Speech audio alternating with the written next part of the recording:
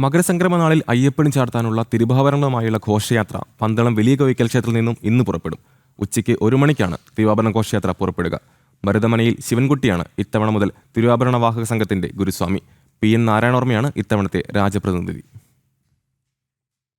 വർഷത്തിലൊരു നാൾ സർവാഭരണ വിഭൂഷിതനായി പന്തളത്തിന്റെ രാജകുമാരനായി തന്നെ കാണാൻ പിതാവിന് അയ്യപ്പൻ അനുവാദം നൽകിയ മകരസംക്രമ നാൾ.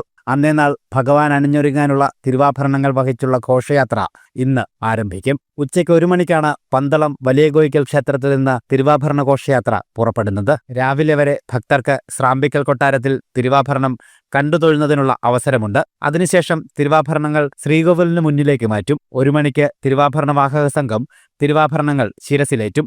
മരുതമനയിൽ ശിവൻകുട്ടിയാണ് ഇത്തവണ മുതൽ തിരുവാഭരണ വാഹക സംഘത്തിന്റെ ഗുരുസ്വാമി. പ്രധാന പേടകം ശിവൻകുട്ടി ശിരസിലേറ്റും. തിരുവാഭരണ പേടക വാഹകർക്കൊപ്പം പല്ലക്ക് വാഹകരും ഉണ്ടാകും. കൃത്യം 1 മണിക്ക് ശ്രീകൃഷ്ണപരുന്ത് ആകാശത്ത് വട്ടമിട്ടു പറക്കുന്നതോടെ ഘോഷയാത്രയ്ക്ക് തുടക്കമാകും. അയ്യപ്പ സേവാ സമാജം സംസ്ഥാന പ്രസിഡന്റ് PN നാരായണവർമ്മയാണ് ഇത്തവണത്തെ രാജപ്രതിനിധി. ഇന്ന് രാത്രി അയിരൂർ പുതിയകാവ് ക്ഷേത്രത്തിലും നാളെ ലാഹാസത്രത്തിലും തിരുവാഭരണ ഘോഷയാത്ര തങ്ങും. കാടും മേടും താണ്ടി 14 വൈകിട്ട് 5 മണിക്ക് ശരംകുത്തിയിലെത്തും. ശരംകുത്തിയിൽ ആചാരപരമായ സ്വീകരണം നൽകും. തുടർന്ന് ശബരിമല സന്നിധാനത്തേക്ക് തിരുവാഭരണ ഘോഷയാത്രയെ ആനയിക്കും. 6:30 അയ്യപ്പന് തിരുവാഭരണം ചാർത്തി ദീപാരാധന. അതേസമയം പൊന്നമ്പലമേട്ടിൽ മകരവിളക്ക് തെളിയും. ആകാശത്ത് മകരനക്ഷത്രവും തെളിയും. ചടങ്ങുകൾ പൂർത്തിയാക്കി 20 രാവിലെ രാജപ്രതിനിധി തിരുവാഭരണങ്ങളുമായി മലയിറങ്ങും.